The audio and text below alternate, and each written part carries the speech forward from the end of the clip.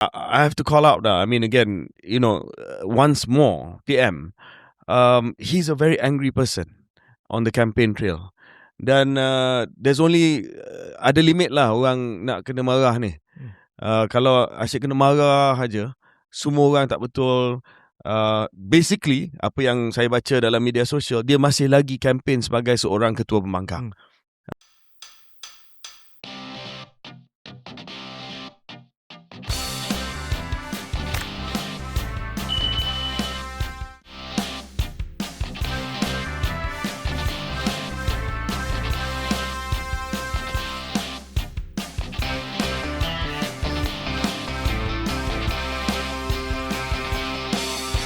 Selamat datang ke episod 205 Keluar Sekejap bersama dengan saya KJ. Dan saya Kian Ming. Kian Ming, gempa bumi telah pun berlaku semalam di selatan negara kita. Landslide, boleh kira? Gempa bumi yang menyebabkan tanah runtuh. Tanah runtuh.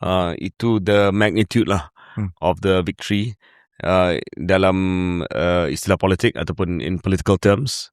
I think it's fair to say that was what it was for BN. Untuk pendengar dan juga penonton KS yang still catching up ataupun duduk di bawah tempurung, Barisan Nasional telah pun memperolehi kemenangan besar dan telah menang 48 daripada 56 kerusi Dewan Undangan Negeri Johor. Dan bukan hanya mengekalkan majoriti 2/3, tetapi telah pun menambah 8 kerusi daripada 40 yang dimenangi pada PRN 2022. MCA telah pun menambah 2 kerusi dan sekarang ini ada lebih banyak kerusi daripada DAP di Johor. Saya rasa kali pertama dalam mungkin 20 tahun. 20 tahun, right? Melainkan Perlis, I think is the outlier. Dan MIC 100%. 4 out of 4. 4 out of 4. Sekali lagi satu petanda baik untuk the partners in BN lah. Kalau selama ini UMNO dilihat sebagai carrying the weight, tetapi this time around MCA dan MIC telah menyumbang 8 total kepada kemenangan Barisan Nasional. Selain daripada itu, kita pergi just the top line before kita buat analisa yang lebih mendalam. Pakatan Harapan tinggal 8, 6 DAP. Satu-satu. Hilang, kalau 6 DAP, hilang 2 lah kan? Hilang 3. Hilang 4. Oh, sorry. 10. Hilang 4. 10-6, down 4. PKR 1. Parti PMX 1. Mengulangi keputusan di Sabah. Dulu Jamawi, sekarang Mazli Malik. Dan Amanah by the thinnest 170 majority. By the thinnest of margins di Sempang Jeram. I actually went there. Dan kalau bukan kerana pecah undi yang kita akan bincang kemudian, mungkin Sempang Jeram pun akan jatuh pada kali ini. Other coalitions, Perikatan Nasional 0, kosong, telur. Muda. Sebelum tu, not just that, I think Perikatan Nasional mantan MB Yang Muhammad Saudara Syahrudin also lost his seat in Bukit Kepong. Bukit Kepong tu kawasan Tan Sri Mahyudin, Pagoh. So big question marks there about the future of Bersatu at least. And of course last, Muda, I thought they put up a good fight in Puteri Wangsa. Adalah dapat berapa ribu? Berapa ribu juga lah. Kalau tak silap saya 5,800, which is not too bad. That means ada incumbency stickiness in Puteri Wangsa. Not too bad. Not too bad, because we have to remember Puteri Wangsa dulu dia menang sebab dia dapat laluan daripada PH. Betul. This time around tak dapat, but it had created a base of its own there lah, at least 5,000 votes. And of course others like PSM Bebas didn't register. And your favourite party Bersama. Macam mana? Saya rasa untuk satu parti yang wujud 50 hari, I think it's okay. Lost deposit, tapi at least make a mark But we'll go into that later lah. Yeah. But lost all deposit Yes. in all the seats. Okay, Kian Meng. Maybe Kian Meng, okay, sebab kita buat analisa macam biasa selepas apa-apa pilihan raya yang besar, pilihan raya negeri, pilihan raya kecil, of course pilihan raya umum. And of course, I will defer to Kian Meng when it comes to the quantitative analysis ataupun analisa kuantitatif. Take us through it, and then I will do the qualitative analysis after that. Over to you. Okay, baik. Saya mula dengan kadar keluar mengundi ataupun turnout. Di mana pada PRN 2022 waktu itu turnout tu kerana COVID memang rendah 53.5% saja, tetapi untuk pilihan raya umum 2022 ni tu meningkat kepada 73.7, dan pada PRN kali ni 68.7. Jadi saya rasa ini adalah penting kerana memang walaupun ada kekurangan perendahan kadar mengundi dari 73.7 kepada 68.7 ataupun penurunan sebanyak 5%. Tak banyak beza. Apa yang saya nak bangkitkan ialah untuk PRU 2022, kadar keluar mengundi di kalangan pengundi Melayu dan pengundi bukan Melayu lebih kurang sama. Pengundi Melayu dan pengundi Cina lebih kurang 74% macam tu. Tetapi kali ini untuk PRN 2026, apabila saya estimate lah, kadar mengundi Melayu 77%. Kadar keluar mengundi. Ya, keluar mengundi. Dan juga kadar keluar mengundi untuk Cina 58%. Jadi ada perbezaan lebih kurang 20%. Dan ini memang adalah advantage kepada Barisan Nasional kerana kadar menyokong Barisan Nasional kali ini lebih kurang 85% untuk di kalangan pengundi Melayu. 85%. Lebih kurang. Yes. That's the peak lah. That's peak BN lah. Yes. Return to peak BN. Yes. 85% di kalangan pengundi Melayu. Yes. So nampak macam orang Melayu dengan pendek kata bersemangat lah nak keluar kali ni. Ya, bukan saja bersemangat nak keluar, tetapi keluar untuk undi Barisan Nasional dan tidak mengundi parti lain. Ya, okay. Itu adalah dari segi turnout. Mungkin Kian Meng boleh juga sambung dengan analisa kuantitatif dengan popular vote. Sebab kita melihat bahawa apa yang saya tengok daripada angka-angka yang Kian Meng telah menghantar saya, peningkatan undi keseluruhan popular vote kepada BN amat ketara sekali lah. Ya, betul. Jadi apabila kita buat perbandingan di antara PRU 2022 di mana BN hanya memenangi 30.1% daripada jumlah undi, kali ini menaik kepada 59.7. Jadi walaupun BN menang 8 kerusi additional, tetapi tambahnya sokongan di kalangan pengundi adalah memang ketara. Hampir 30%. 30%. Dan I think it's worth noting your own statistic that BN punya popular vote untuk PRN kali ni adalah juga lagi tinggi daripada PRN yang lepas. Ya, betul. PRN yang lepas dapat 43% saja popular vote. This time 60%. Correct. Which in political terms, as I said, is overwhelming lah. Yeah. Popular vote. It's landslide. What about PH dengan PN punya popular vote? Ya, jadi apabila kita nak banding PH punya popular vote, PRU 2022 42.6%, sekarang 32.6%, dah turun sebanyak 10%, tetapi untuk PN penurunan tu lebih ketara, 26.1% untuk PRU 2022 turun kepada hanya 5.4%, iaitu penurunan sebanyak 20.6%. Okey, Kian Meng, mungkin kita pergi sedikit mendalam, cuba menganalisa ni angka yang disebutkan tadi, iaitu peratusan popular vote ataupun undi keseluruhan. Satu adalah berkaitan dengan perbezaan PRN 22, GE PRU 22 dengan PRN 26. Sebab kita kena tengok balik kepada frame of reference masing-masing. Kalau BN punya frame of reference adalah PRN 2022. Dia kata itu adalah kemenangan baseline kita 40 dan kita nak lebih daripada 40. Datang pula PH, dia kata, hang on a minute, kita punya baseline bukan PRN 2022 sebab itu adalah zaman penghujung COVID, masih lagi ada restriction ataupun halangan-halangan tertentu. Dan mereka kata baseline sebenar patutnya adalah PRU PRU 2022 di mana Pakatan Harapan ataupun BN hanya menang 9 daripada 26 kursi parlimen di Johor, dan menyebabkan kalau transfer kepada DUN, how much would it be? It would have been 18 sahaja. 18 sahaja. Berbanding dengan Pakatan Harapan, kalau ambil PRU punya result, dia akan menang 31 DUN. So that's what PH was saying. Of course, PN kita ketepikan dahululah. Kenapa frame of reference Barisan Nasional lebih tepat? Okay, before that, saya nak ucapkan tahniah lah, ya. Dan kita main video ni sekarang.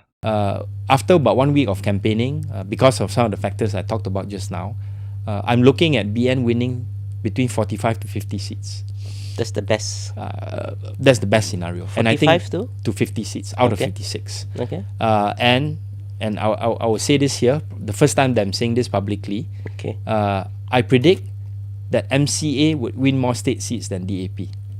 Okay.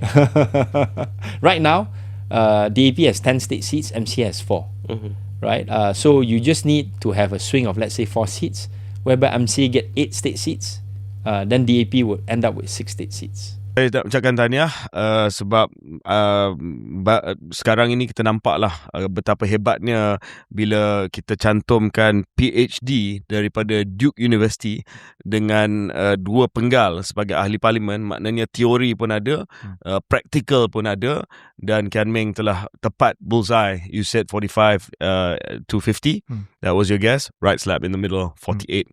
So tell us, try to explain this frame of reference. Why, kenapa frame of reference BN, iaitu PRN 22, walaupun COVID, walaupun ternak rendah, lagi tepat dari segi keputusan semalam? Ya, bagi saya ambil frame of reference Pakatan Harapan bagi buat projection saya. Kerana apabila strategis DAP, Liu Chintong, kawan baik saya, nak cuba untuk membuat ramalan sendiri, dia menggunakan frame of reference di mana BN tu tak begitu hebat berbanding dengan PH. Jadi saya nak tunjuk, kalau senario saya apabila saya membuat perhitungan saya adalah dibuat menggunakan baseline PH, iaitu lebih advantageous kepada PH. Apabila senario yang lebih positif kepada BN akan berlaku, ini memang adalah sesuatu yang akan memberi satu wake up call kepada Pakatan Harapan. Dan apabila saya buat senario saya, okey, memang Pakatan Harapan undi Melayu tu memang akan turun, dan untuk BN memang akan naik. Untuk Pakatan Harapan, undi China dan juga undi India memang akan turun. From a baseline lebih kurang 90% dari di PRU 2022 tu tak boleh naik lagi. So it has to come down. Okay, kita akan bincang berkaitan dengan peratusan sokongan daripada pengundi China dan Melayu, India selepas ini. Before that, just still on this, saya merujuk kepada kenyataan Anthony Loke, Setiausaha Agung Parti Kian Meng DAP, ya. Kenyataan dia pada hari ini adalah lebih kepada BN menang besar sebab undi PN pergi kepada BN. Ada kebenaran di situ sebab PN penurunan undi popular sebanyak 20%. Tetapi bila saya tengok penurunan undi popular PH juga 10%. Campur dua tu adalah 30%, lebih kurang penambahan undi Barisan Nasional. Yeah. So did PH voters also vote for BN ataupun did they stay at home?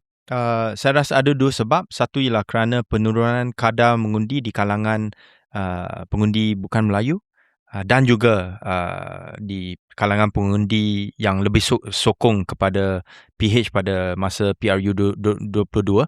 Pada masa yang sama, saya juga nak bangkitkan isu ni. Jikalau Anthony Loke ataupun Teo Ni Ching kata, okay, BN menang kerana sokongan PN pergi ke BN. Jadi saya nak tanya, kenapa sokongan PN tidak boleh pergi ke PH? Adakah sesuatu yang boleh dibuat oleh PH pada waktu pilihan raya ni, di mana mereka boleh menarik undi pro PN sebelum ni yang mungkin tidak puas hati dengan BN pada setika masa tu, dan untuk shore up their own support base. Kerana apabila kita meninjau semula kepada PRU ke-14 tu, the reason why PH won the number of seats it did adalah salah satu sebab ialah kerana PN and BN punya vote split the Malay vote, lepas tu with the non-Malay vote mereka menang, PH menang.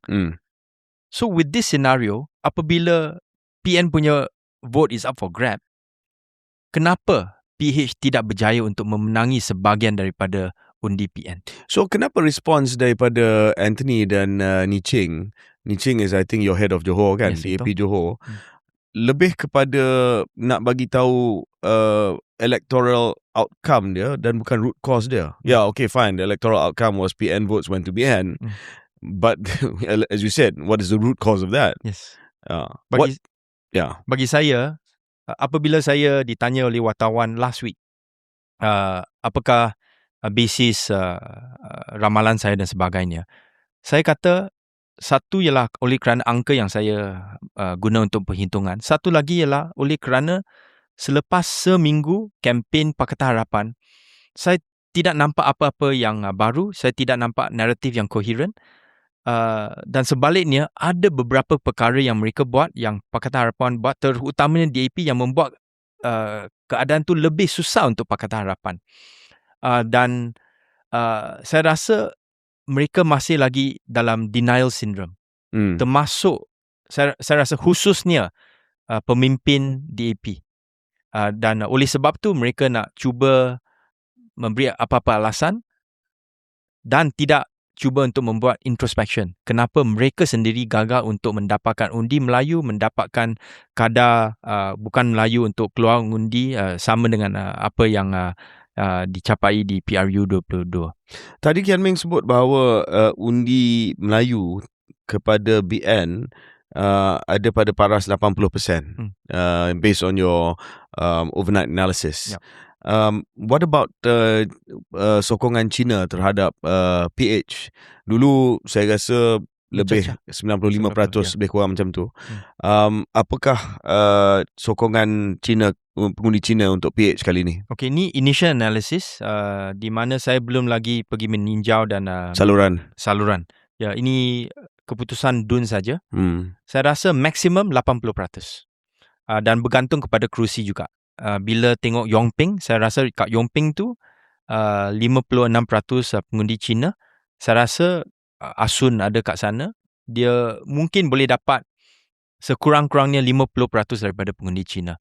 Di kawasan seperti Paloh, di Sembrong, saya rasa Lee Ting Han dah mencecah 50%. Itu atas faktor calon lah, Ting Han dengan Tian Sun. Yes, tapi untuk tempat seperti Skudai misalnya, lebih kurang 60% adalah pengundi Cina.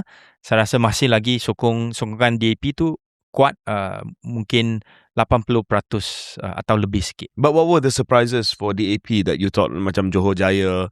Were there any yang mana DAP hilang 4 kerusi tu? Any surprises? Perling adalah kerusi 65% bukan Melayu. Ya. Dan ada pengundi Cina, India sebanyak 15%. Ini adalah kerusi Liu Chintong. Ya. Dan kalah dengan walaupun majoriti yang tipis, tetapi apabila saya menilai dan tengok sokongan kepada PH pada PRU 22 tu is more than 60%. So from more than 60%, sekarang you kalah dengan 48-47% macam tu. Di situ Cina keluar ke tidak? Perling. Saya rasa sama seperti trend yang saya kata tadi, trend pengeluaran pengundi Cina tu dah turun. Yeah. I was there and I spoke to Paneerselvam the night of semalam. I mean he was basically in tears because big result. Yes. Big result in Perling. Dia pun tak sangka dia akan menang. We worked hard in Perling and dia I think he thought it was an outside chance. Tetapi saya hadir di kawasan Kempas 2 malam sebelum hari mengundi. Jadi calon kita daripada Kempas, calon Panay was also there. Datuk Ramli pun ada kat situ sebab 2 Kempas dengan Peling ni di bawah kawasan Parlimen Pulai. Of course susah untuk kita gauge dari segi wan ceramah, tetapi saya nampak vibe tu dan energi tu lebih positif. Sangat positif lah, sangat positif. Dan kita nampak bahawa bukan hanya mereka di bawah kemah yang pakai baju Barisan Nasional, tetapi di luar kemah orang biasa yang tak pakai baju apa-apa kan. So nampak macam saya ada satu perasaan positif malam tu lah, that the ground had shifted not just in Kempas but in Peling also. Tapi untuk kempen minggu yang terakhir tu, iaitu minggu yang lepas, saya pun dengar kawan-kawan saya dari DAP, mereka rasa lebih positif berbanding dengan minggu pertama, kerana ceramah tu lebih ramai orang, ada ramai orang yang balik dari luar kawasan. Dan saya rasa ini adalah kerana mereka ada dalam mungkin sedikit herd mentality. Maksudnya mungkin ada core supporter yang masih kat sana, keluar untuk dengar pada minggu yang kedua, oleh kerana mungkin ada speaker-speaker yang terkenal seperti Ngakoming, mungkin kita boleh bincang nanti, dan juga Superman yang keluar untuk 2 hari yang terakhir tu. Kan Meng, ada tak angka awal untuk pengundi India ataupun agak susah sebab kerana jumlah pengundi India kecil, so you have to go to some saluran data lah. Apabila saya rujuk kepada kenyataan ataupun laporan media Charles Santiago, dia memang kata pengundi India tu bukan saja itu anecdotal, tetapi mereka marah kepada Pakatan Harapan. Dan saya rasa anecdotal tu kalau tanya beberapa tempat, anecdotal menjadi kenyataan. Ada kenyataan juga hari ni daripada sahabat baik Kian Meng, Tony Phua. How did you know? Yang respons kepada kenyataan dia agak negatif lah. Dia sebut, sebab istilah yang dia pakai iaitu bersama was a spoiler. Especially in I think 1 or 2 seats, Bukit Batu and I think Peling, is it? Peling, Bukit Batu lah, more Bukit Batu. Dan sebab almost kat Setulang. Setulang juga. Almost in Setulang. Maknanya undi yang bersama memperolehi di Bukit Batu adalah lebih daripada majoriti yang diperolehi oleh calon Barisan Nasional yang menang. Apa respons? Itu 1-2 contoh lah. Tetapi contoh itu yang menjadi perkara yang di-highlight oleh Tony Phua. Dan bila dia guna istilah spoiler, kita faham apa yang dia sebut sebagai spoiler. It's a generally used term in electoral politics, tetapi mungkin dalam konteks politik Malaysia ni nampak macam Rafizi ni spoiled PH's chances. Apa pandangan Ken Meng? Respons saya lebih kurang sama dengan apa yang dihuraikan oleh Anthony dan juga Tioni Ching, di mana mereka keluarkan kenyataan seperti ini dengan tidak menilai apa salah laku yang dibuat oleh Pakatan Harapan, khususnya DAP. Dan apabila saya membuat sedikit perbandingan di antara message Facebook Ngakoming, di mana dah berlambat lah, semua tu letak jawatan, semua tu. Even in Chinese? No, mostly in Malay. Okay. Tapi dalam bahasa Melayu. Untuk Tony Phua, kebanyakan komen-komen yang negatif terhadap beliau adalah dalam bahasa Inggeris. Over 1,300 comments just now. Jadi ini menunjuk kepada saya, untuk mereka yang tinggal di Klang Valley, the educated, the urban ones, mereka memang nampak apa yang dikatakan oleh Tony Phua sesuatu yang mereka tidak boleh terima. Maksudnya, mungkin kalau ada PRU pada akhir tahun ni, bersama mungkin boleh mendapat lebih undi di Lembah Klang berbanding dengan kawasan seperti Johor. Okey, mungkin last dari segi analisa statistikal sebelum kita rehat dan pergi kepada segmen kedua di mana kita mungkin bincang analisa yang lebih kualitatif, adalah berkaitan dengan PN. PN punya popular vote jatuh daripada kemuncak GE ataupun PRU yang lepas 26% kepada 5% saja. Itu mungkin adalah disebabkan kerana mereka tidak bertanding 56 kursi, 33 saja. Jadi of course, by simple calculation of how many seats they contested, they were up for less voters. Yang kedua, mungkin kempen dan saya risau mungkin kena kecam nanti, tapi kempen separuh hati daripada PAS lah.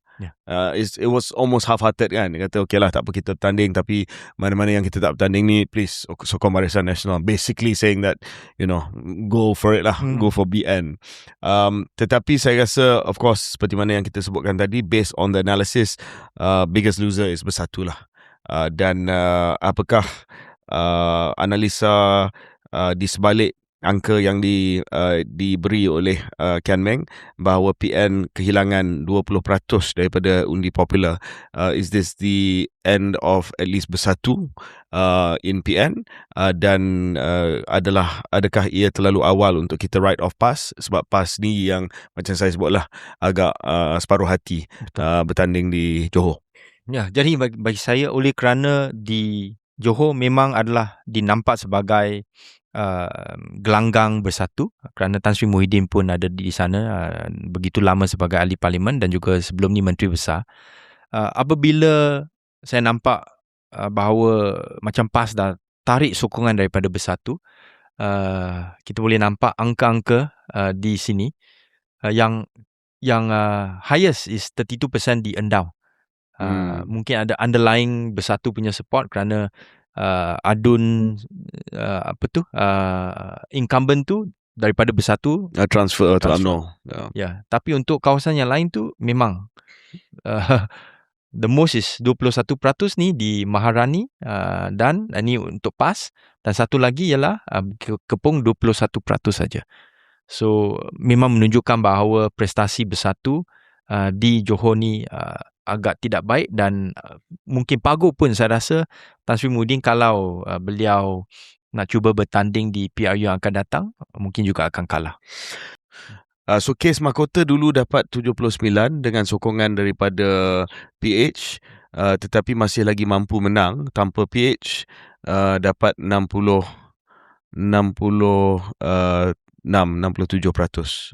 So that was the contribution lah daripada PH. Itu sebagai contoh lah bagaimana kenapa keputusan BN untuk go solo paid off. Sebab dia rasa bahawa kursi macam itu pun dia rasa dia tak perlu ada sokongan ataupun daripada mana-mana parti lah, PH ataupun PN. Betul. Do you want me to do the projection for parliament or you want to leave it until later? No, might as well do it. Yeah. Okay. Mungkin last sekali Kian Meng macam biasalah, boleh tak Kian Meng tunjuk ramalan ataupun projection untuk kerusi parlimen sekiranya kita ambil undi DUN itu dan kita jadikan sebagai undi untuk parlimen? Berapa banyak kursi akan BN menang dan PH menang dan PN menang? Ya, jadi apabila saya menggunakan angka untuk PRN di Johor dan projek kepada kerusi parlimen, daripada 14 kerusi parlimen yang dimenangi oleh PH pada PRU 22 ni, hanya 13, hanya satu akan dimenangi oleh PH, iaitu di Bakri. Yang lain semua akan dimenangi oleh PN, termasuk kerusi seperti Kulai, seperti Iskandar Puteri, seperti Johor Bahru, seperti Pulai. Ini semua saya rasa kalau kita nak tengok sebelum PRN ni, boleh dikira sebagai kerusi ataupun safe seat untuk kerusi selamat untuk PH. Untuk Pagoh, the only seat that's won by PN Bersatu, the PRU sebelum ni will also be won by BN. Jadi anda boleh nampak. So 25 out of 26 lah. Ya. Muar juga akan dimenangi oleh Barisan Nasional jikalau Syed Saddiq tidak tapi muar sikit misleading sebab tak ada muda kandidat kan? Ada. Ada.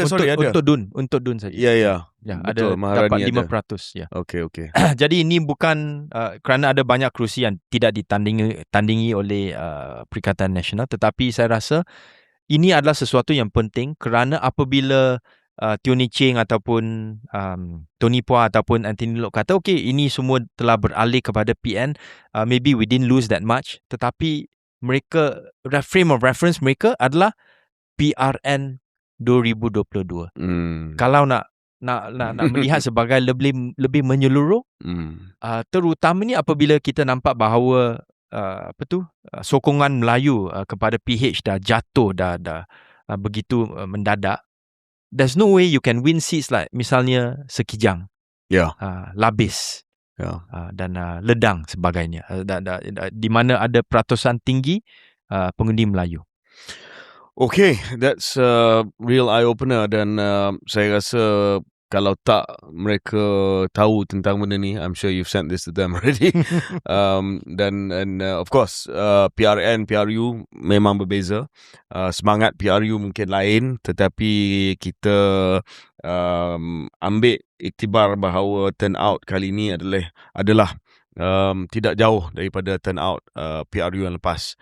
Mungkin perbezaannya untuk PRU yang akan datang, kita mungkin akan melihat lebih ramai lagi pengundi Cina undi, sebab mungkin mereka rasa lebih invested lah in the PRU ataupun tidak. That's actually a good point. Ataupun tidak sebab mereka protes lah. Protes. Kecewa, putus asa sebagainya. Ya. Okay, kita akan break seketika dan kembali selepas ini.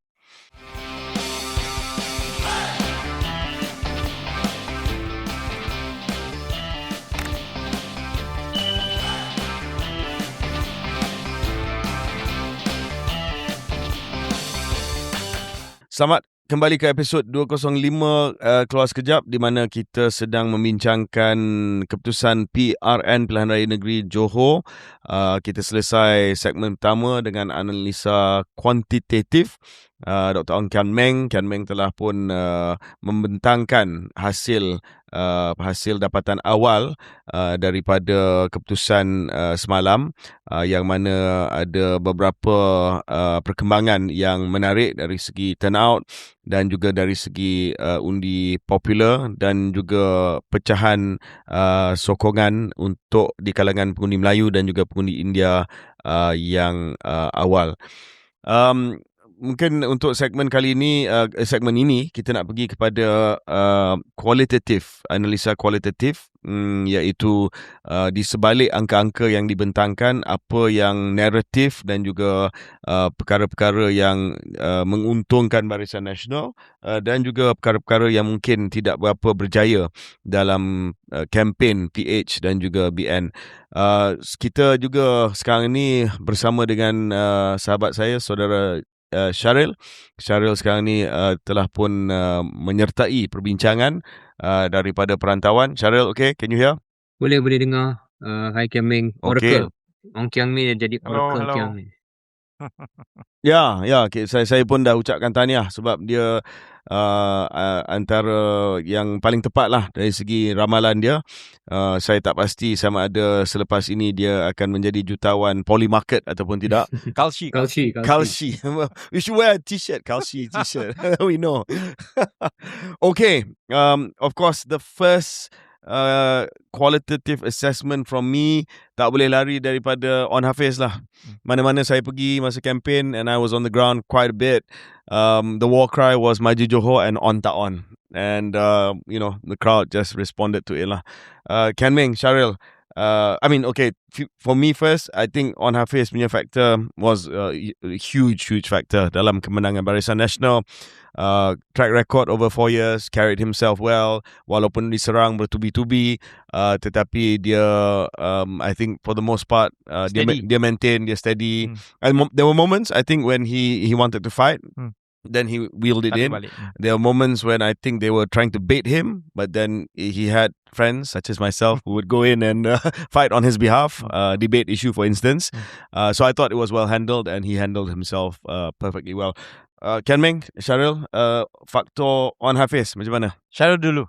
Ya, saya pun fikir mungkin kalau terpaksa pilih faktor paling besar, saya akan pilih faktor On Hafiz sebagai faktor paling besar kepada kemenangan besar Barisan Nasional. Dan mungkin poin yang berkait dengan poin yang dihujahkan oleh KJ itu, iaitu bagaimana On Hafiz berjaya untuk mengurus kempen peribadi beliau sebagai poster boy ataupun sebagai panglima yang paling dikehadapankan untuk PRN Johor ni. Poin yang sebelah adalah kesilapan pihak Pakatan Harapan dan khususnya PMX dalam pendekatan menyerang On Hafiz begitu bertubi-tubi untuk 2-3 hari. Nampaknya bukannya sekadar tidak berjaya, tapi boleh dihujahkan backfire lah. Disebabkan orang dah di Johor ni memang selesa dengan cara beliau. Dan kalau tak terlalu simplistik mengatakan, memang cara Johor sepaham saya sebagai orang yang pernah berada dalam politik dan berkecimpung dengan politik, at least politik UMNO Johor, dia tidak sangat gemar dengan kencang ataupun tidak sangat gemar dengan retorika dan nada yang terlalu tinggi. Dia lebih kepada yang bukanlah bersahaja, tapi nampak lebih tenang. Jadi On Hafiz lebih mencerminkan citra yang saya faham sebahagian daripada pengundi dan orang Johor suka. Yang bagi saya rasa On Hafiz, Datuk Seri On Hafiz ni memang seorang yang boleh diterima oleh semua lapisan masyarakat. Dan apabila Pakatan Harapan mungkin dah tak ada dana lagi, mereka guna strategi yang lain termasuk untuk menyerang On Hafiz. Dan apabila saya dengar cerita seperti makcik-makcik semua nak pergi mempertahankan dia, saya rasa it's over. Tetapi pada masa yang sama, ada juga kesilapan yang dibuat oleh Pakatan Harapan yang mungkin kita boleh bincang nanti. Ya, selain daripada faktor Dato' On Hafiz yang saya rasa kita semua setuju adalah antara faktor yang paling besar dalam kemenangan Barisan Nasional, I thought again, tapi untuk pendengar dan penonton KS, saya nak dengar pandangan Ken Ming dan juga Syaril juga, sebab nanti diorang kata KJ bias, is that BN, I thought, trying to be objective, ran a pretty tight campaign lah. Tak banyak kesilapan besar. Dan saya rasa pergi hampir 15 hingga 20 kawasan DUN, and I heard the candidates speak before me. Semua on point, on message. Macam tahulah, macam ada talking point dan they stuck to the talking point. Ada video-video yang keluar. I must shout out to, I mean, I think for video content, one of my MVPs, Hafiz Arifin, Susah Pemuda UMNO, was very well done. Dan of course campaign kita pun tak banyak, macam Syaril sebut lah, tak banyak maki hamun, tak banyak marah-marah. So I thought overall, apart from On Hafiz, the campaign was tight. Bagi saya rasa apabila saya nampak dan lihat bahawa manifesto Barisan Nasional tu diumumkan sehari selepas penamaan calon, pada masa yang sama ada satu Johor Economic Transformation Program, JETP, ni menunjuk saya bahawa memang preparation was done. Persediaan sudah dibuat untuk melancarkan satu kempen yang disiplin dan juga berfokus. Berbanding dengan Pakatan Harapan, di mana bukan saja manifesto tu dilancarkan 1 minggu lewat, tetapi apabila tidak ada spokesperson untuk manifesto, orang lain akan memberi satu cap kepada manifesto PH seperti copy and paste, seperti mana yang diungkapkan oleh KJ dan orang lain. Dan apabila itu berlaku, It's stuck dan tidak ada orang pergi defend manifesto. Kerana saya rasa kebanyakan calon pun tak tahu apa yang ada dalam manifesto. Ya. Syaril, ada pandangan berkaitan dengan, selain daripada Dato' On, overall BN punya campaign kali ni? Ya, saya rasa dalam PRN dan PRK dan pengalaman saya KJ, biasanya dalam PRN PRK ni, BN dan UMNO khususnya, biasanya kempennya rapi lah. Sama ada dia disambung ataupun boleh diterjemahkan kepada PRU, yang saya yakin kita akan bincang selepas ini. That is still a question mark. Tapi in my limited experience, KJ and Keming, UMNO dan Barisan Nasional, when it comes to by-election and state election, is really tight. And saya rasa benda ni berlaku dalam PRN ni juga.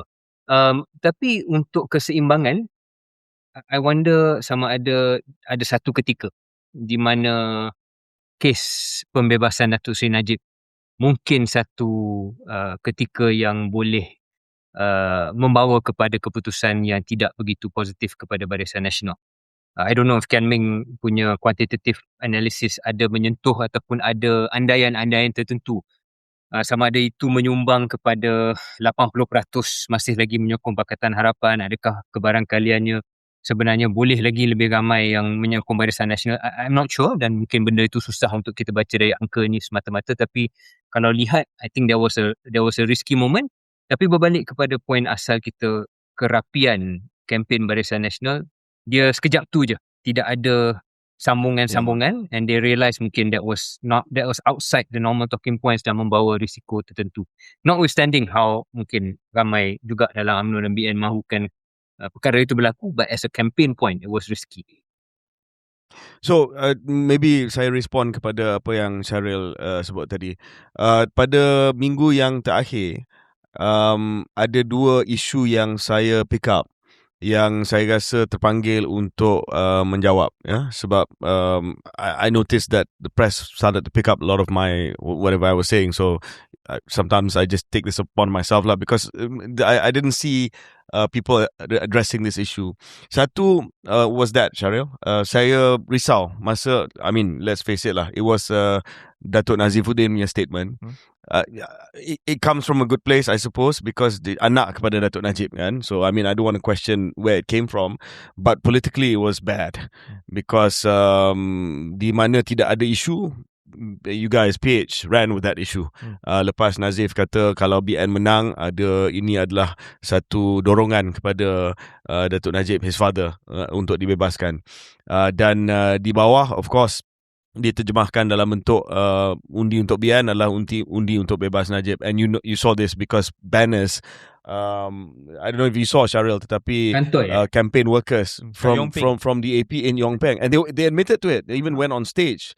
Wong Kar-Wah, Howard called them up, and they were proud, saying that they put these campaign posters, which I thought was a bit offside lah, you know. Kita tak buat sampai tahap macam tu. Tetapi I had to go down and address this issue yang tidak ada kaitan langsung, dan please don't jangan mendahului proses pengampunan. That's the only way that Najib is going to be free. One. Secondly, the other thing that I was a bit concerned about was this undi BN adalah undi untuk PAS, disebabkan nampak ada tactical alignment antara PAS dan BN. Jadi saya bukanlah panik, tapi saya risau sikit dari segi undi bukan Melayu. Okay, Neng. Bagi saya, apabila PH resort to guna taktik seperti ini, satu ialah isu 1MDB dan juga Najib, dan satu lagi ialah satu undi untuk BN adalah satu undi untuk PAS, ni menunjukkan kepada saya bahawa memang tak ada modal lagi. Maksudnya tak ada satu campaign naratif yang lebih kuat, dan ini adalah political instinct yang dilakukan sentiasa oleh mereka yang mungkin rasa terjerat. Dan untuk menjawab soalan mungkin sedikit daripada soalan yang dibangkitkan oleh Syaril tadi, saya rasa DAP cuba memainkan isu 1MDB dan Najib di kawasan Yong Peng. Dan ketara bagi saya fail. Dan bagi saya sebagai seorang ahli DAP yang sebelum ni juga ada pergi kempen di waktu PRU, PRN dan sebagainya, apabila saya nampak ada seorang pekerja parti yang pergi buat banner seperti itu, dan juga untuk meletakkan banner tu di mana bebaskan Najib adalah equate dengan kempen BN di Yong Peng, di sebelah poster Asun. Dan selepas itu dikenal pasti sebagai seorang pegawai Wong Kar-Wah, iaitu Timbalan Menteri Pendidikan. Apabila saya nampak video tu yang bertulah sedikit, di mana beliau begitu bangga, and call him up on stage, dan Howard Lee, ahli parlimen Ipoh Timur, juga buat yang sama. You are feeding red meat to your own audience, tetapi you lose the bigger picture. So, and to me, when that happened, you lose the moral high ground. Can I jump in, because saya nak berdialog sikit dalam hal ini, kerana betul dalam sudut yang paling utama, jelas dengan keputusan ini taktik tu tak berjaya lah, Kian Ming kan. Tapi taktik tu pernah berjaya 4 tahun dulu. Undi KJ bersama dengan undi Zahid. Contohlah kan. Maknanya taklah. Mimpi ngeri. Trauma. Jadi ada masa dia berjaya, ada masa tak berjaya. Jadi boleh tak kita cuba analisa sekarang ni kenapa kalinya tak berjaya? Dan hipotesis saya ialah secara prinsipnya, apabila anda dalam kes ini Pakatan Harapan sedang mengalami satu krisis credibility, anda perlu menjawab krisis credibility itu terlebih dahulu sebelum anda gunakan poin serang orang lain. Bermaksud dalam erti kata lain, mungkin sebahagian daripada penyokong Tegar Pakatan Harapan bukan tak bersetuju dengan poin-poin tertentu yang dihujahkan oleh PH, tapi mereka tidak ada moral high ground ataupun mereka tak ada credibility. Kerana pada asasnya, kegagalan reformasi mereka selama dalam 4 tahun ini membuatkan orang tak nak dengar benda tu. Even if mungkin orang masih terima the merit of those points. Pandangan KJ dan Kamil. Bagi saya rasa bukan saja isu tu adalah kerana tidak menjawab basis ataupun asas reformasi dan sebagainya yang saya rasa banyak penyokong Pakatan Harapan juga rasa kecewa terhadap PH. Pada masa yang sama, saya juga rasa ada ramai daripada kalangan penyokong PH, termasuk pemimpin PH daripada DAP yang tidak sedar bahawa ada middle ground di golongan urban Malay yang mungkin rasa bahawa Najib sekarang di penjara. He's serving his time. Why do you want to membangkitkan isu lagi? What is the relevance of this? Dan bagi saya, ini memang akan membelah bahagikan masyarakat kepada mereka yang tidak setuju dengan apa yang Datuk Seri Najib buat. At this point in time, most of them would be non-Malays yang masih mahu dia dipenjarakan untuk 20-30 tahun. Selama-lamanya pun saya pun tak pasti.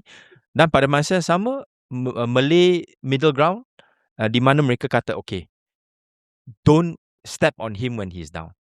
Dan apabila ni berlaku, saya rasa ni bukan saja implikasi di Johor, tetapi mungkin kita boleh bincang nanti, ini ada implikasi untuk seluruh negara dari segi sokongan Melayu di kawasan bandar seperti di Selangor terhadap Pakatan Harapan. Saya just nak tambah satu lah. Saya setuju dengan apa yang Syaril dengan Ken Meng sebutkan tadi. Tetapi saya nak merujuk kepada pendedahan daripada bekas adun Skudai, iaitu Marina Ibrahim.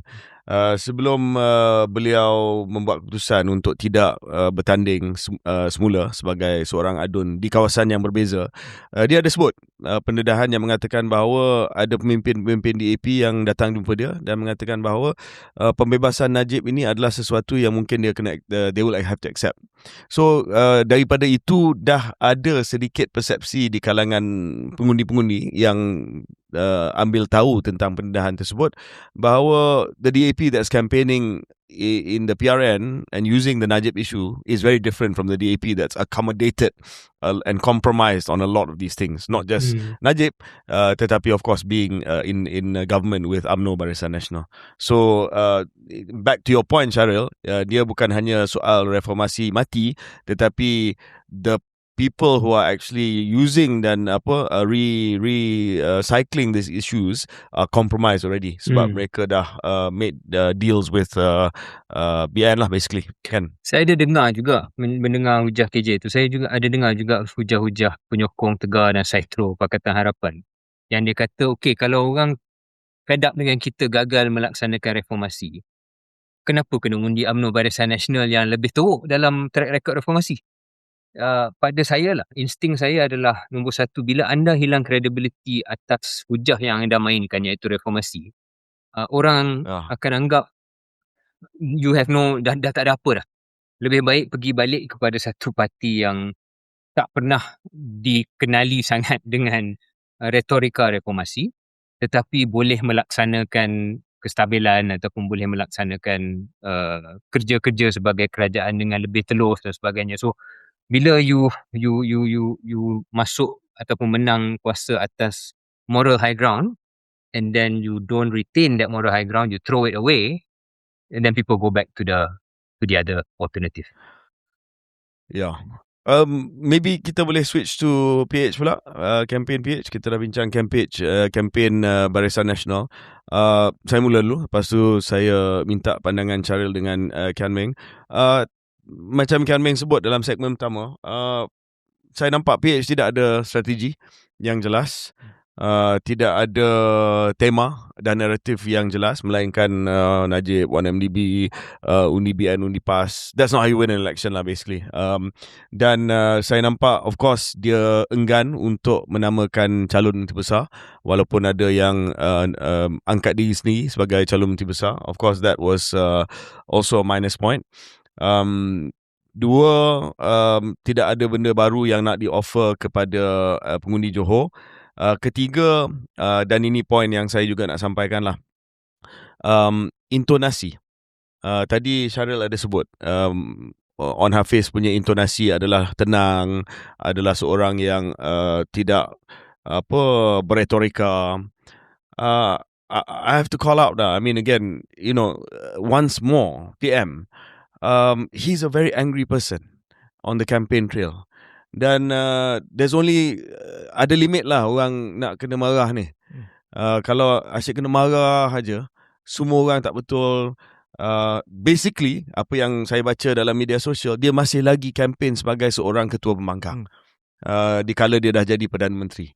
And I want to say something fair. Anwar can be very charming.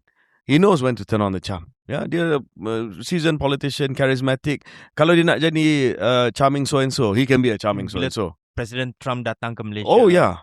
But I don't know why masa dia naik atas pentas ramah, dia jadi macam this guy yang dia marah aja. And that's not good vibes for voters, guys. Yeah, I think I've said this many times. Saya rasa dah 5-6 kali dalam podcast Keluar Sekejap saya sebut dengan cara Syaril lah, iaitu cuba beralun sikit dan bagi message. Tapi message ni sama, iaitu dia sentiasa macam satu gear saja nada PMX ni dalam politik domestik.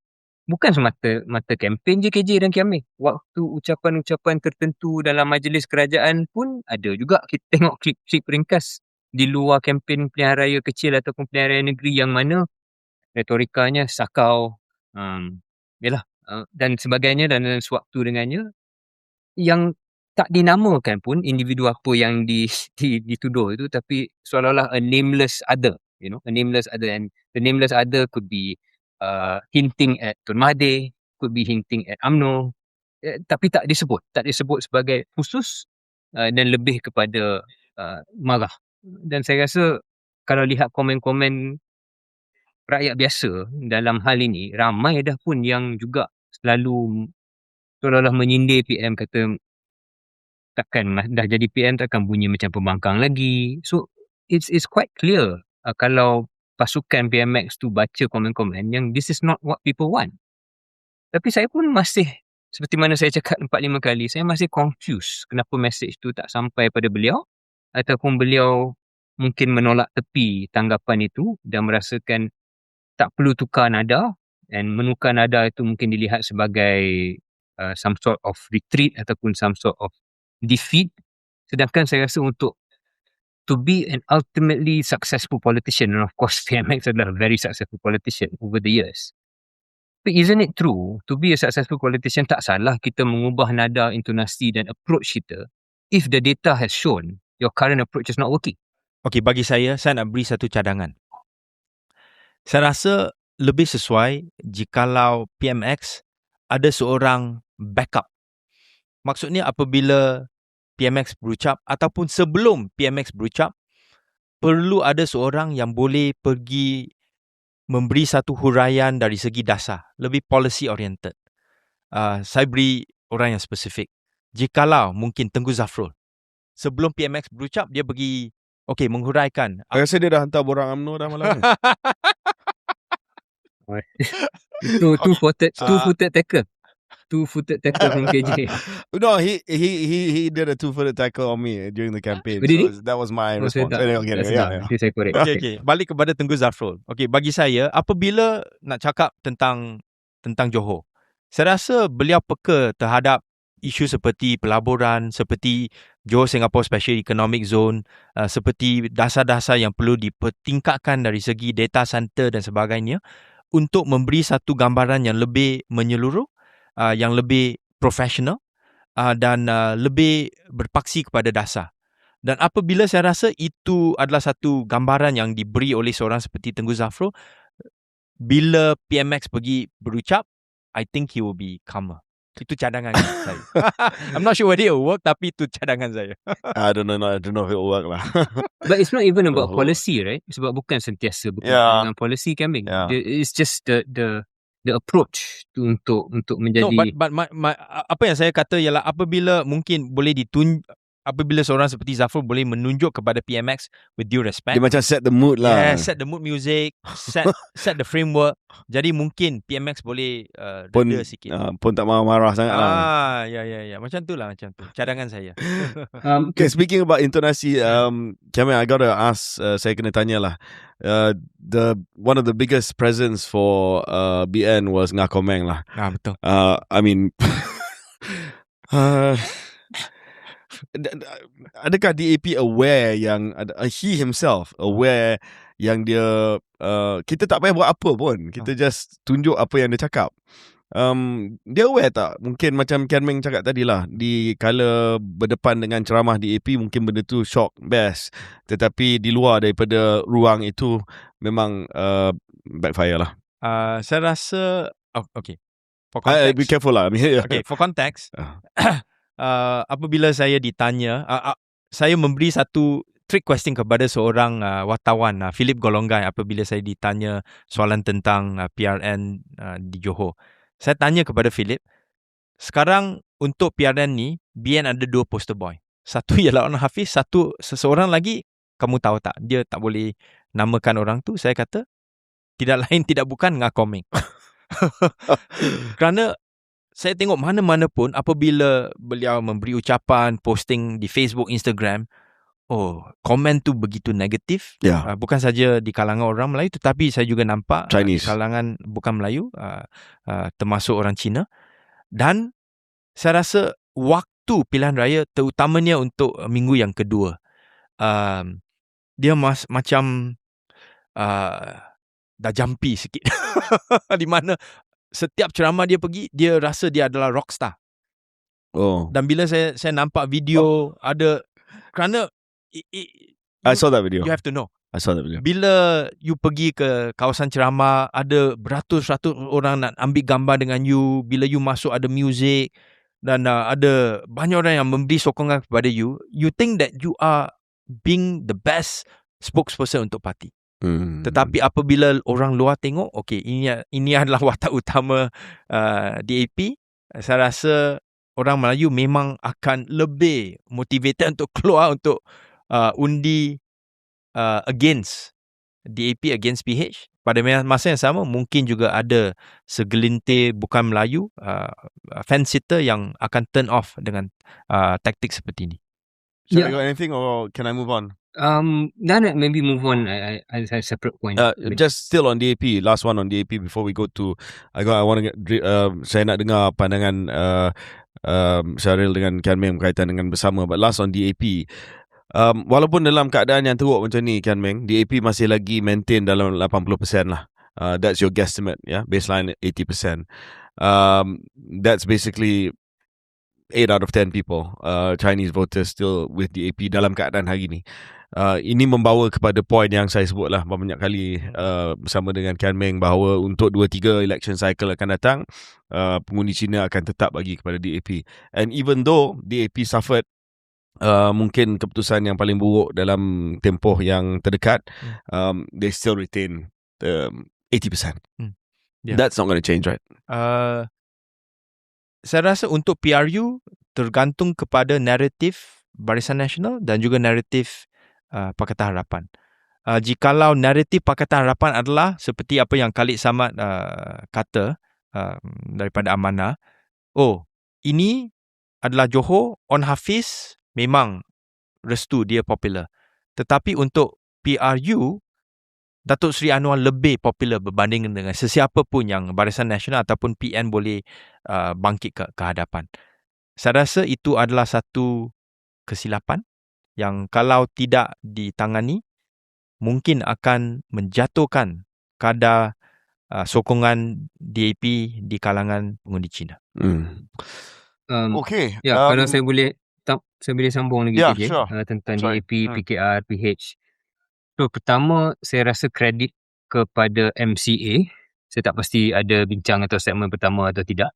Ada sikit tadi ya. But go on. Yang mana saya rasa walaupun kita boleh bincang tentang sama ada kemenangan itu banyak bergantung pada undi Melayu dan sebagainya, tetapi walaupun dia hanya dapat 20% undi Cina, masih satu peningkatan sebenarnya.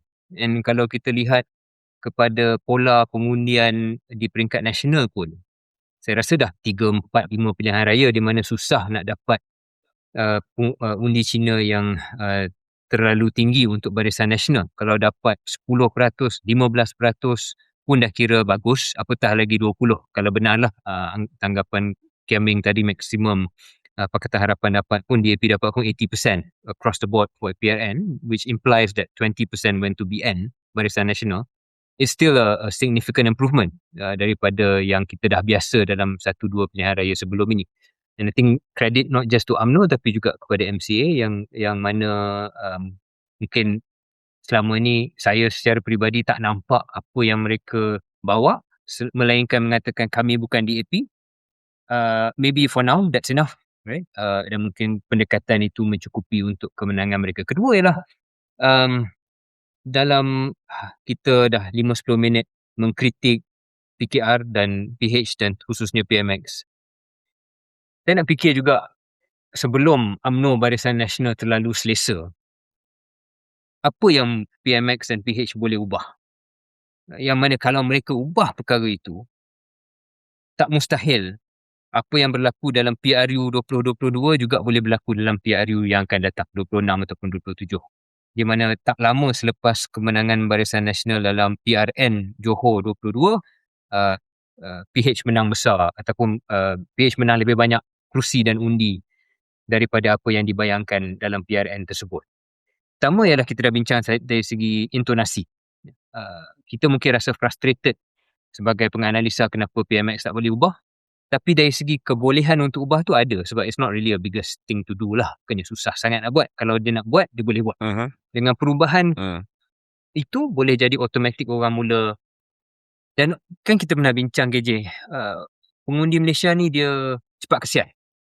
Bila dia dah pukul, forgiving. Dia forgiving, cepat kesian, cepat memaafkan. Bila dia dah pukul, dan ini mungkin pukulan yang besar untuk DAP dan untuk PMX, and we'll see what happens di Negeri Sembilan. Kalau mereka melihat bahawa PMX boleh bawa nada dan intonasi yang lebih rendah diri, yang mungkin almost contrite, bahasa Inggerisnya lebih, bukanlah minta maaf, tapi lebih kepada okay, I'm trying, bagi saya masa, saya minta maaf atas kekurangan saya akan cuba dengan lebih baik. Dia boleh jadi orang daripada marah, banyak juga yang akan kesian ataupun memaafkan. Jadi tak boleh terlalu selesa dengan gelombang ini kalau saya duduk di kedudukan UMNO dan BN. Kemudian satu lagi ialah dari segi apa yang akan dibuat oleh DAP lah. Kalau DAP boleh menunjukkan kepada pengundi asas mereka, the Chinese, yang dia ada stand dalam hal tertentu dan boleh dikoordinasikan dengan baik dan tak ada bongkak lagi, then I think also boleh ada comeback from their core voters. Jadi saya rasa that's the 2-3 things lah yang mana kalau PH dan PMX buat, it can change things very quickly. Kiaming, just satu lagi saya terlupa. Quick response. Adakah ini masa yang terbaik untuk DAP keluar daripada kerajaan? Ya, saya rasa untuk poin yang kedua yang Syaril bangkitkan, apa yang DAP mungkin cuba akan buat ataupun mungkin dipaksa buat ialah jikalau pada 16 hari bulan Ogos di mana ada satu special kongres ataupun kongres khas, delegasi DAP seramai 3 atau 4,000 delegates akan buang undi untuk menetapkan sama ada DAP akan masih memegang jawatan menteri atau dan juga timbalan menteri di Kerajaan Madani ini ataupun mereka akan letak jawatan. Dan bagi saya, kalau mereka letak jawatan, mungkin ada sedikit peluang untuk ambil balik moral high ground dan untuk berkempen secara independen. Itu adalah mungkin sesuatu yang DAP dipaksa untuk buat. Dan saya rasa jikalau, nanti kita boleh bincang ni, jikalau PH kalah di Negeri Sembilan, itu adalah kemungkinan yang akan naik. Itu nombor satu. Untuk isu tentang apa yang Syaril kata tadi, dari segi apa yang PH boleh buat, saya nak ungkap kembali apa yang berlaku selepas PRN Johor dan sebelum PRN 2022 tu, di mana PH telah push through bersama dengan Ismail Sabri the anti-hopping law. Apabila anti-hopping law tu diluluskan, Akta Lompat Parti ni memberi satu saya rasa kempen naratif yang kuat untuk PH. Dan pada sidang parlimen yang akan datang, the last week of the sitting, ada dua perkara yang perlu constitutional amendment, iaitu separation of AG and public prosecutor, pemisahan watak tu, dan kedua ialah had tempoh Perdana Menteri itu 10 tahun. So if that can be passed, mungkin ia akan memberi satu rangsangan kepada PH. Okay, sebelum kita berhenti dan rehat dan kita bincang segmen ketiga berkaitan dengan Negeri Sembilan, saya rasa yang last kita nak bincang ni adalah berkaitan dengan Rafizi, Nik Nazmi, Parti Bersama, dan implikasi dan impaknya kepada PKR.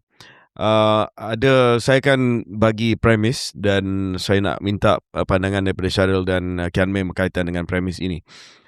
Premis pertama adalah PKR tanpa apa yang penyokong Rafizi sebut sebagai panglima perang utama mereka adalah tempang, dan antara sebab PKR hanya dapat satu kerusi adalah kerana tidak mempunyai panglima perang dalam bentuk Rafizi yang menerajui kempen pilihan raya negeri.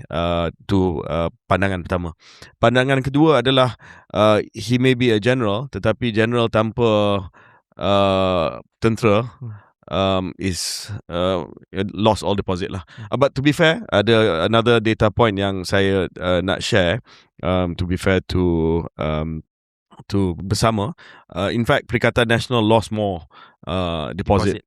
Perikatan Nasional hilang 21 deposit, walaupun mereka bertanding lebih banyak kursi lah, tetapi Parti Bersama hilang 15, tapi 15 daripada 15, 100% loss of the deposit. So first, adakah PKR tanpa panglima perang utama mereka memang adalah satu jentera yang compromise, tempang sewaktu pilihan raya? Dan kedua, now that Achilles is gone, but he doesn't have an army, he's also can't make a dent lah. Syaril, you want to start first? Ya, saya rasa ketiadaan Rafizi bukan masalahnya, bukan masalah asas, ialah simptom kepada masalah asas. Sebab kita dah bincang sebelum ni dan analisa sebelum ini kenapa Rafizi keluar daripada parti dan apa pergaduhan dia dengan PMX. So really it's bila dia tak ada, bukan sangat tentang kebolehan beliau untuk mengurus kempen dan sebagainya, but it's more of PKR dalam keadaan sekarang, sebab mereka bergaduh ni atas perbezaan ideologi dan komitmen kepada perancangan reformasi yang berbeza lah. So I think that's the real problem. It's not so much about Rafizi ada ke tak ada kan. Dan premis kedua KJ ialah tentang walaupun dia tak ada dan tempang PKR, tetapi bila dia sendiri pun keluar tak dapat mendapat sokongan yang besar. So saya rasa kita boleh berlaku adil sikit kot. Parti tu berapa hari? 40 hari, 50 hari, 60 hari.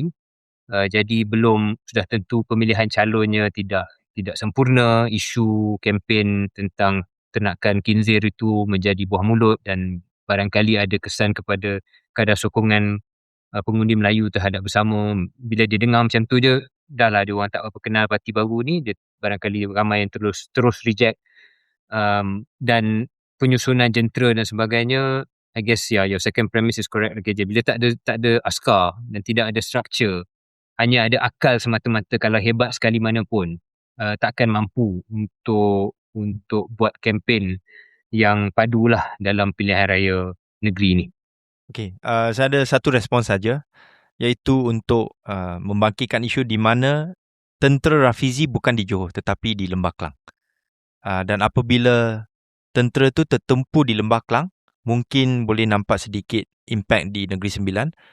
Saya rasa kadar impact mereka untuk mengambil lebih undi dan untuk tidak hilang deposit adalah lebih tinggi berbanding dengan di Johor. Dan pada masa yang sama, apabila mereka tidak hilang deposit, mereka akan ambil lebih undi daripada Pakatan Harapan, seperti apa yang dikata oleh Tony Puah sebagai satu spoiler. Okey, kita berhenti seketika dan kita kembali dengan segmen untuk kita membincangkan implikasi pilihan raya negeri Johor untuk pilihan raya negeri Sembilan yang akan bermula pada 18 hari bulan nanti.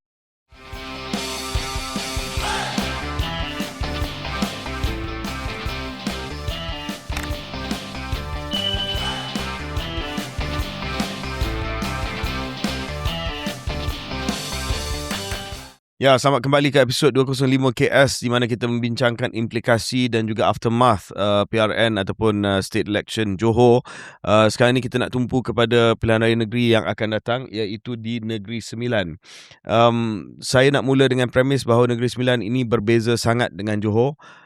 Kalau kita bincang soal betapa uniknya Johor ataupun the Johor exceptionalism yang memberi kelebihan kepada Barisan Nasional is very very different in Negeri Sembilan. Satu, penyandang bukannya Barisan Nasional tetapi Kerajaan Perpaduan yang diterajui oleh Pakatan Harapan. One. Yang kedua, kita masuk ke dalam kempen Negeri Sembilan dalam backdrop berlakunya krisis politik yang sedikit sebanyak memberi implikasi kepada beberapa parti termasuk Barisan Nasional, if I'm being fair. Ketiga, sentimen di Negeri Sembilan berbeza sebab tidak ada On Hafiz, tidak ada gelombang biru, tidak ada Maju Johor. You're going in without all those advantages. So over to you guys. Apa implikasi Johor kalau ada terhadap pilihan raya di Negeri Sembilan? Okey, mungkin saya boleh mula dulu. Saya rasa salah satu isu yang saya confident akan berterusan di PRN Negeri Sembilan ini adalah isu Ngakoming. Kerana beliau dah mengeluarkan satu kenyataan di mana beliau cuba macam tarik baliklah kenyataan di mana dia kata, okey, kalau BN menang besar dan juga Dato' Sri Najib dibebaskan, saya akan letak jawatan. Dan isu letak jawatan ni saya rasa memang akan betul lah continue to viral di media sosial, dan jikalau Ngakoming masih lagi diberi pentas untuk memberi ucapan, saya rasa akan membangkitkan banyak isu yang kita nampak di Johor. Itu nombor satu. Satu lagi isu yang saya nak bangkitkan untuk Negeri Sembilan ni ialah adakah kemungkinan di mana akan muncul satu poster boy baru untuk Barisan Nasional. Satu poster boy mungkin seorang yang tall, dark and handsome yang mungkin boleh menjadi calon Menteri Besar di Negeri Sembilan untuk Barisan Nasional. I just leave it at that first, sebagai isu yang mungkin kita boleh bincangkan nanti. I think people in Rantau may say that Mahasan fits that description. People in Rantau lah. Okay. Syaril, over to you. Tall, dark dan handsome yang ada dekat studio tu lah, dia takkan ambil. Sebab kalau jadi Menteri Besar Negeri Sembilan, dia tak boleh jadi Menteri Besar Negeri Sembilan untuk 3-4 tahun saja. So dia tidak akan ambil option tersebut lah. So that I think is academic as far as my personal view is. Tapi berbalik kepada analisa yang lebih membumi, saya rasa dalam hal Negeri Sembilan, kalau KJ kata tadi bahawasanya di Negeri Sembilan untuk BN tak ada On Hafiz, ya, dan tak ada watak seperti itu, boleh tak kita kata bahawa di pihak Pakatan Harapan, MB Negeri Sembilan Aminuddin Tok Min, walaupun mungkin populariti dia di Negeri Sembilan taklah tinggi macam mana On Hafiz di Johor, tak pasti mungkin KJ lebih arif. Dia ada juga kadar populariti yang respectable lah, yang okey di Negeri Sembilan. Keduanya ialah seperti mana yang dibayangkan oleh KJ tadi, sebabkan krisis perlembagaan dan sebagainya. Tak boleh dinafikan juga untuk sebahagian daripada rakyat Negeri Sembilan nampaknya menganggap bahawa Yang Tuan yang sedia ada juga mempunyai reputasi yang baik. Jadi andai kata parti UMNO dilihat sebagai satu parti yang fairly or unfairly tidak bersama dengan Yang Tuan yang sedia ada atau dilihat berlainan arus, boleh memberikan kos kepada UMNO. Atas dua sebab itu, iaitu seorang MB yang fairly sort of respectably quite popular dan dilihat sebagai deliver, dan juga krisis ini, adakah kita boleh katakan as of today, dan mungkin Kiaming sebagai oracle baru boleh kata setuju atau tidak, Pakatan Harapan ada slight favourites. Okey, dari segi angka, sekarang 17 kerusi adalah Pakatan Harapan di Negeri Sembilan, 14 adalah Barisan Nasional UMNO dan 5 lagi adalah Perikatan Nasional. Saya rasa kita juga patut menilai sama ada Perikatan Nasional akan bekerjasama dengan Barisan Nasional dengan mungkin modus operandi yang sedikit berbeza berbanding dengan apa yang jadi di Johor, oleh kerana Barisan Nasional tidak sekuat Barisan Nasional di Negeri Sembilan tidak sekuat Barisan Nasional di Johor. Saya rasa itu adalah satu perkara yang penting. Satu lagi perkara ialah sama ada Barisan Nasional akan target kerusi PKR ataupun kerusi DAP. Kerana di dalam 17 kerusi itu, kalau tak silap 11 adalah DAP dan 5-1 adalah PKR dan 1 adalah Amanah. Jadi untuk BN, kalau boleh memenangi 14 dan juga boleh memenangi mungkin 4 daripada 5 kerusi PKR dan juga Amanah, dan ada kerjasama dengan Perikatan Nasional, mungkin majoriti yang nipis boleh dimenangi oleh gabungan seperti ini. Yeah, 19 is the magic number. 18 to half the Don, 19 to win by 1. So PH is 2 away and UMNO is 5 away. Okay, saya nak cakap benda yang sebab baru ni saya ada keluar kenyataan yang agak mendapat kritikan juga berkaitan dengan Kerajaan Negeri Sembilan dan juga kebimbangan orang Melayu dari segi kepentingan mereka. Dan saya kata UMNO is best place. Hanya UMNO dapat menjaga, of course, that telah mengundang banyak perbincangan dan juga kritikan. Fair enough, kritikan. Tetapi saya sebut dalam konteks tertentu. This is the context. That is sekarang ni lebih banyak pengundi, lebih ramai pengundi melihat dari segi pecahan 17 adun PH. Dia bukan hanya soal DAP 11, PKR 5, Amanah 1. Tapi PKR pun 2 daripada 5 tu adalah bukan Melayu. Saya tak nak racialize benda ni, tapi ini persepsi daripada pengundi.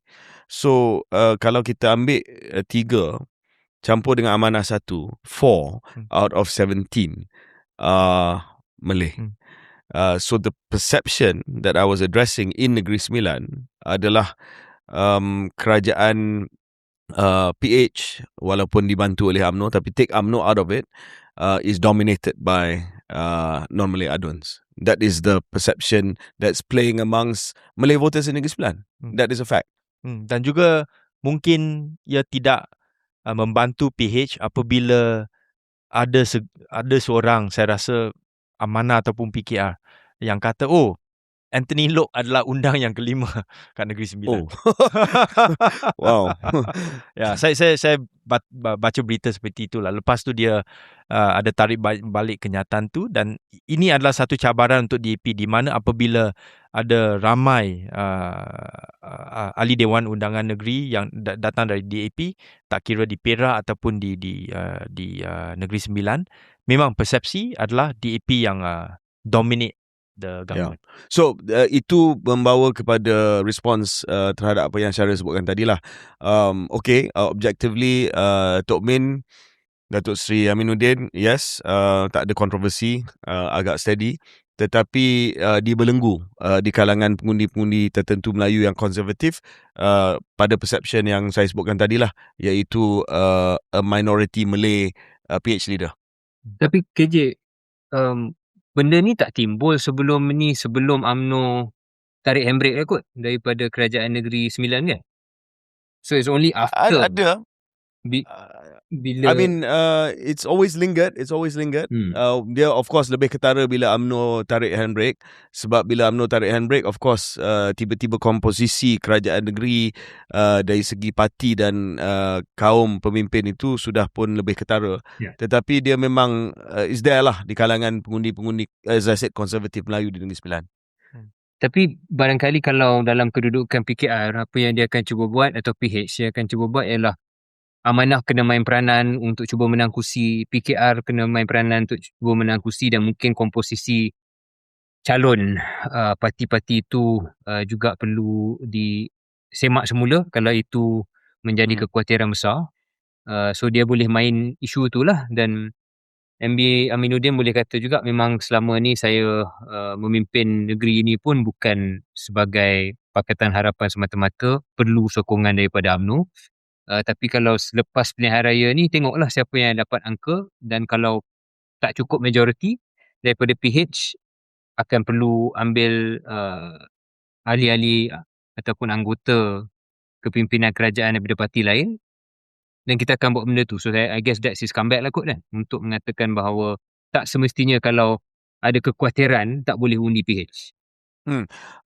Berkaitan dengan cadangan tadi, bahawa mungkin salah satu cara untuk meredakan kerisauan pandangan pengundi konservatif Melayu berkaitan dengan komposisi kerajaan nanti adalah untuk bergabung.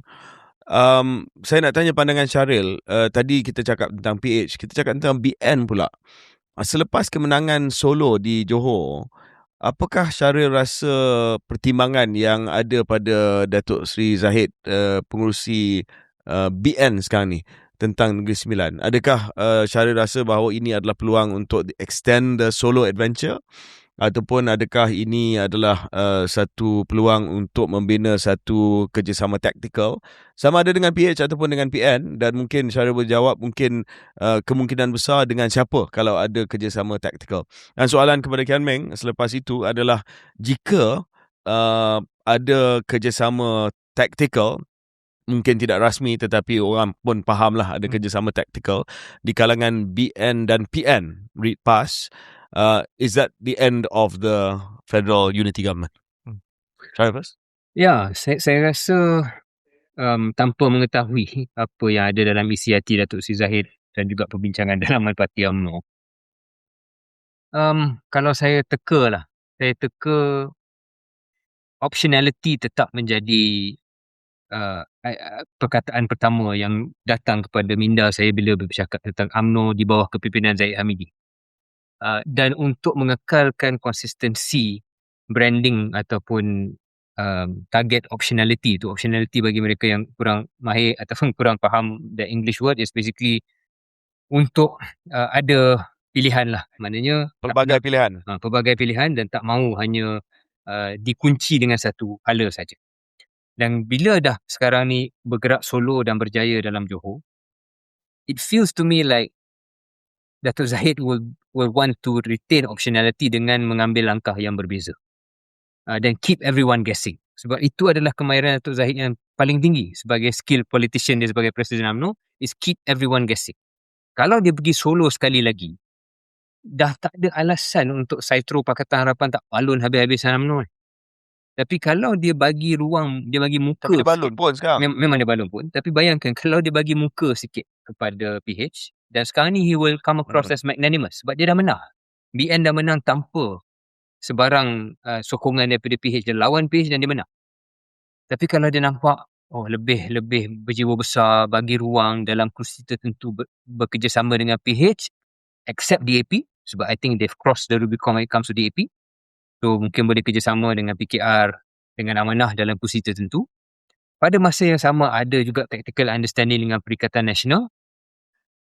That feels to me like the Zahid Hamidi UMNO that I understand.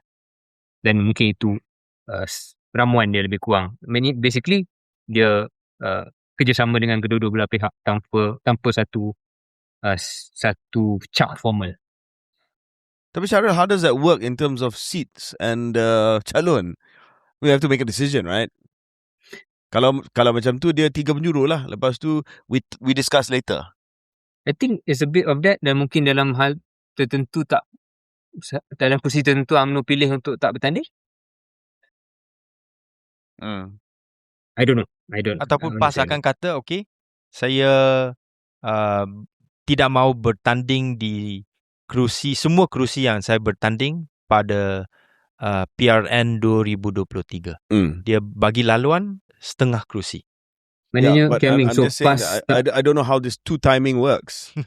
I mean, something has to give lah for the two timing to work, but I don't think so, because the other side, sama ada PH ataupun PN, will smell the two timing.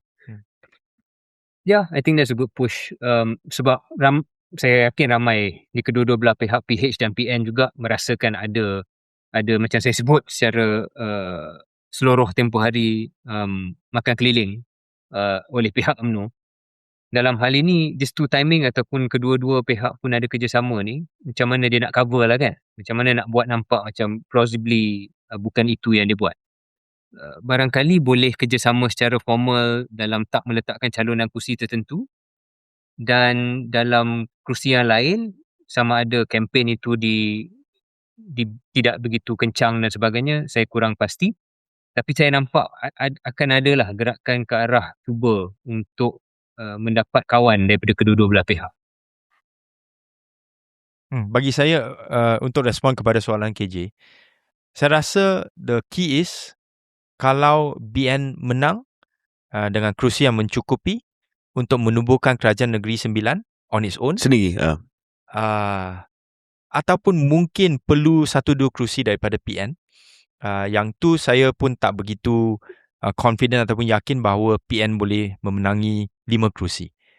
Saya rasa ia akan memberi tekanan yang begitu besar kepada DAP untuk keluar daripada kerajaan, dan pada masa yang sama ini akan memberi satu excuse, satu sebab untuk bukan saja Barisan Nasional tetapi mungkin GRS dan GPS untuk kata, kalau dah kurang 5 menteri, 7 timbalan menteri, kerajaan ni tak begitu stabil, dan saya nak cadangkan kepada PMX untuk bubar parlimen. Saya rasa itu memang hala tuju yang kemungkinan tinggi akan berlaku. Tetapi saya rasa ada satu perkara yang unik kepada Negeri Sembilan yang mungkin boleh throw a spanner in this works, di mana ini adalah negeri yang boleh dikatakan kuasai oleh Anthony Loke dari segi jentera DAP dan juga strategi DAP. Dan Anthony Loke adalah seorang yang saya rasa lebih moderate, lebih boleh diterima oleh semua lapisan masyarakat, termasuk masyarakat Melayu, dan mungkin dia akan menggunakan PRN ini untuk kata, okey, ini adalah naratif yang saya nak guna. Jangan serang Barisan Nasional. Kalau you nak serang PAS, okey, tu tergantung kepada you, tetapi jangan serang Barisan Nasional terbuka, dan memberi satu ruang lagi supaya kami masih boleh bekerjasama dengan Barisan Nasional. So Anthony, I think, is the key person dalam PH, dalam DAP untuk menentukan intonasi PRN di Negeri Sembilan ni. Boleh dia ban Ngah Komeng daripada kempen?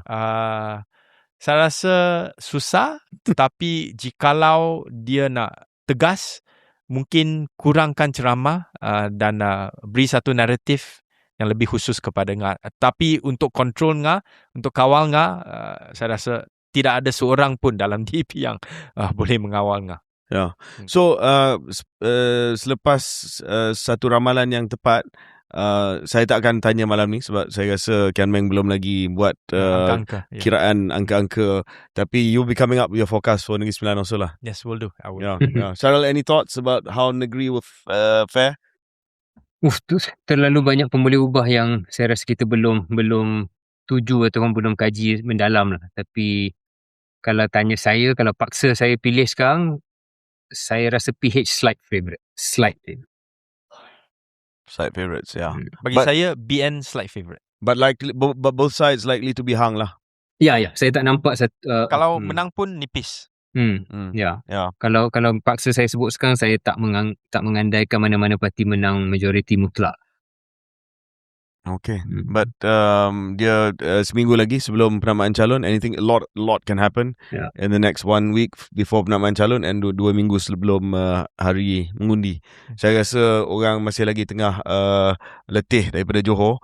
I think it will heat up in the next few days lah. Yeah. Boleh Okay, I just the think, last point on Negeri Sembilan, guys. Yeah. I guess one thing yang kita sort of tiptoe ialah apa yang Perikatan Nasional akan buat lah. Maybe that's the biggest factor. Kalau Perikatan Nasional melihat prestasi mereka yang begitu hambar dalam Johor ni, something berubah ataupun mereka kata okay, kita dah dipukul teruk sangat dan kita perlukan masa untuk kaji semula, and we will maybe sit out Negeri Sembilan, then that's a game changer untuk UMNO lah.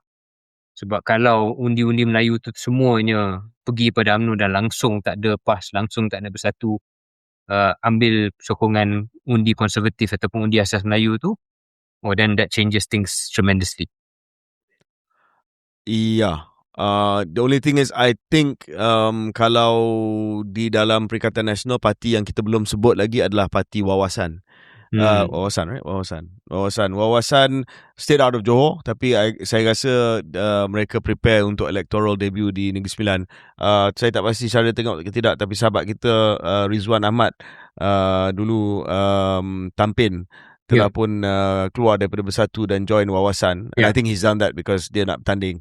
That means ada hint awal bahawa Wawasan akan masuk lah. Dan Parti Gerakan juga telah mengumum bahawa mereka akan bertanding di PRN Negeri Sembilan. Yeah. So again, sama ada tactical agreement, we'll know soon enough lah. Dalam seminggu kita akan tahu sama ada dah ada tactical agreement ataupun tidak. But anyway, some lessons for Johor Negeri Sembilan. Tak boleh transfer 100% apa yang berlaku di Johor, tetapi apa yang berlaku di Johor sudah pasti akan bergema juga di Negeri Sembilan nanti. On that note, I think that's about it. Thank you. Sebelum saya mengakhiri episod kali ini, just nak ucapkan selamat hari lahir kepada penerbit eksekutif kita, Saudara Raja Syahir, ataupun lebih dikenali sebagai Bobby. Bobby, how old are you? 48. Sama dengan Barisan Nasional menang. 47? 48 lah. 48. Dan Syaril, nampak gaya pasukan anda dengan pasukan saya akan bertemu dalam Rabu malam Khamis. Pada hari Khamis hari Khamis. 3 pagi. Apakah 3 pagi. 3 pagi Khamis pagi lah. 3 pagi 3 AM I think. Saya rasa sekarang ni advantage kepada England lah. Tak. Kita ada. Saya rasa England akan menang Piala Dunia dengan bergaya. Saya rasa England akan menang final. Oh, ni memang akan jinx lah. Jinx. Memang sebab itu win the final 10-0 in the final against France. Bellingham will score 5, Harry Kane will score 5, and football will come home. Do you have a team, by the way? I hope it comes home lah. Seriously? It comes home. Wow. Okay. There you go. Thank you. Alright. See you.